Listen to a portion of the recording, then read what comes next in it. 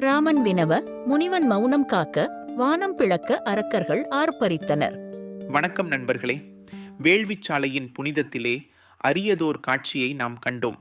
ராமபிரான் வேள்வியை காக்க வந்த இளங்காளையாய் தன் கடமையை உணர்ந்து, முனிவரே, தீயவர் வருவார்கள் என்று கூறினீர்களே, அவர்கள் எப்போது வருவார்கள் என்று விஸ்வாமித்திர முனிவரிடம் வினவினார்.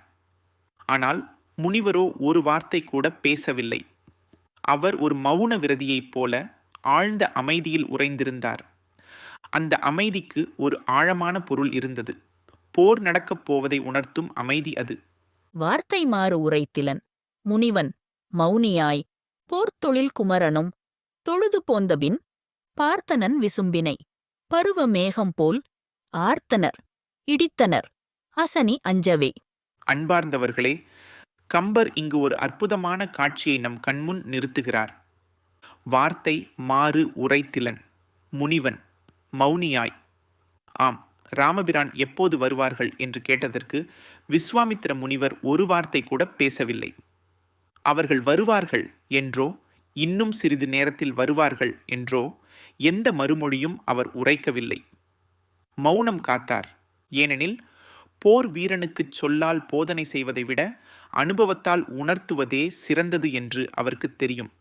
ராமபிரான் நேரடியாக போரை சந்திக்க வேண்டும் என்று எண்ணியிருக்கலாம், அல்லது அவரது தவ வலிமையால் நிகழ்வுகள் நடந்தேறும் என்று உணர்ந்திருக்கலாம். ஒரு மகா தவசி தனது மௌனத்தாலேயே ஒரு பெரும் செய்தியை உணர்த்தினார். போர்த்தொழில் குமரனும் தொழுது போந்தபின். போர்த்தொழிலில் வல்ல அந்த ராமபிரானோ முனிவரின் மௌனத்தின் பொருளை உணர்ந்தார். பதிலளிக்காத முனிவரை பார்த்தும் அவரது அமைதியை மதித்து பணிவுடன் வணங்கினார். இனி நாம் செய்ய வேண்டியதை காலம் உணர்த்தும் என்று உணர்ந்தவராய் அங்கிருந்து நகர்ந்து தனது காவல் பணியில் ஈடுபட்டார். அந்த மௌனத்தைக் கண்டு சற்றும் குழப்பம் அடையவில்லை. மாறாக ஒரு வீரனுக்கு உரிய தெளிவுடனேயே செயல்பட்டார். பார்த்தனன் விசும்பினை. அப்படி வணங்கி நகர்ந்த ராமன் அடுத்த நொடியே தனது கூர்மையான பார்வையை வானத்தை நோக்கி செலுத்தினார்.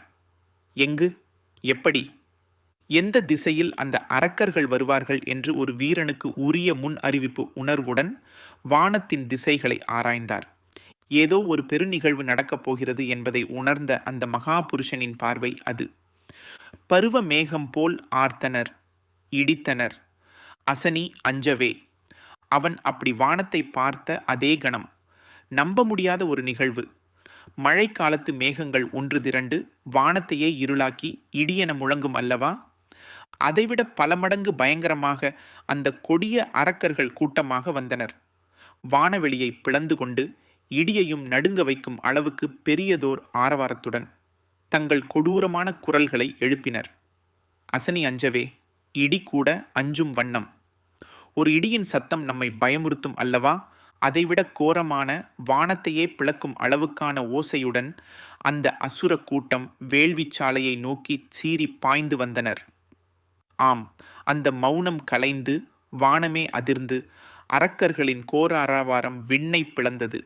இந்திரனும் அஞ்சும் இடியோசையை விட பெரும் ஓசையுடன் வந்த அரக்கர்கள் அடுத்து என்ன செய்யப் போகிறார்கள்? ராமபிரான் அவர்களை எப்படி எதிர்கொள்ளப் போகிறார்? அடுத்த பாடலில் காண்போம்.